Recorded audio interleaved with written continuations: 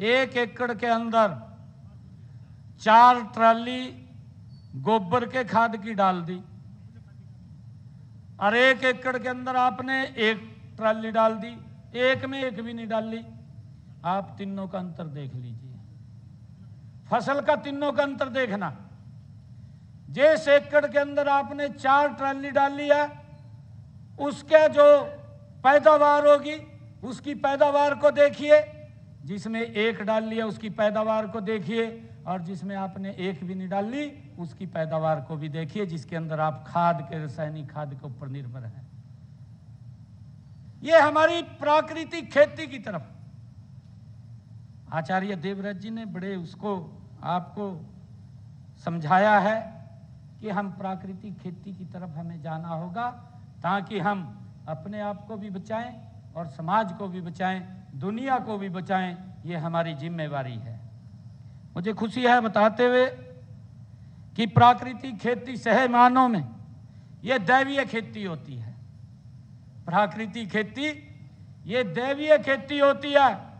हमारे प्राकृतिक संसाधनों व पंचभूत तत्वों, यदि भगवान की सर्वोत्तम पूजा है तो अर्थात भगवान का मतलब है, भय का मतलब है भूमि, और गय का मतलब है गगन, वय का मतलब है वायु, और आ का मतलब है आग, नय का मतलब है नीर।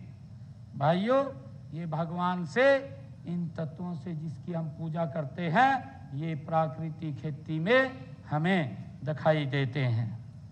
हमने प्राकृतिक खेती को बढ़ावा देने के लिए प्रदेश में 2022 में हमने प्राकृतिक खेती योजना इसका शुभारंभ किया, और इसमें लगभग 97 करोड़ रुपए का प्रावधान हमने बजट से इसके अंदर किया है, और इसे हर वर्ष हम बढ़ाने का काम कर रहे हैं। इसके अलावा हमने प्राकृतिक खेती पर एक पोर्टल भी शुरू किया है।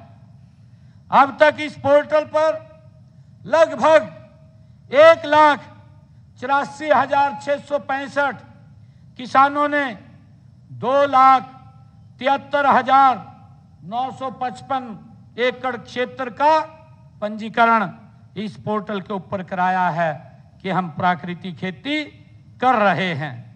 इसमें से 17,087 एकड़ क्षेत्र में प्राकृतिक खेती अपनाने के लिए 10,550 किसानों का सत्यापन भी किया जा चुका है। उनको चेक किया जा चुका है कि ये लोग प्राकृतिक खेती कर रहे हैं।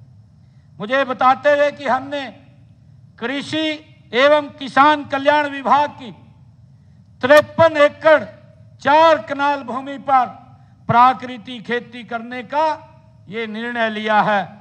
यह जमीन हमारे कैथल के अंदर जठेड़ी गांव में है, और इसे हमने पायलट परियोजना के रूप में लागू किया है, और इसकी सफलता के बाद इसे धीरे धीरे करके मैं आदरणीय आचार्य देवव्रत जी, मैं उनको विश्वास दिलाता हूं कि हम गति से इसको पूरे प्रदेश के अंदर बढ़ाने का काम करेंगे। जो आपका विचार है इसको आगे ले जाने का काम करेंगे। मैं बताना चाहूंगा कि हमने 2025-26 के दौरान 1 लाख एकड़ हरियाणा प्रदेश में प्राकृतिक खेती करने का लक्ष्य निर्धारित किया है।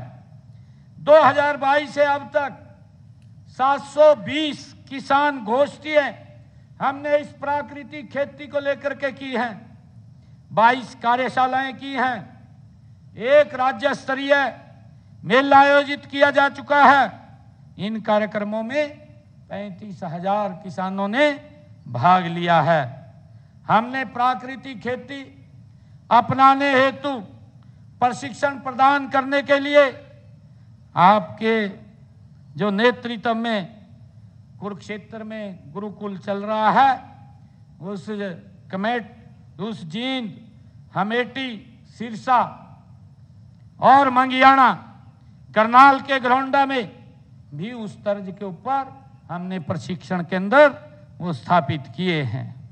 गुरुकुल कुरुक्षेत्र हम सब जानते हैं कि जो प्रशिक्षण केंद्र में प्रगतिशील किसानों को प्रशिक्षण देने के लिए राज्य सलाहकार की भी वहाँ पर नियुक्ति की है। मुझे ये भी खुशी है कि अब तक उसमें 9,707 प्रतिभागियों को प्रशिक्षण दिया जा चुका है। इनमें युवा किसान, महिलाएं, सरकारी कर्मचारी शामिल हैं।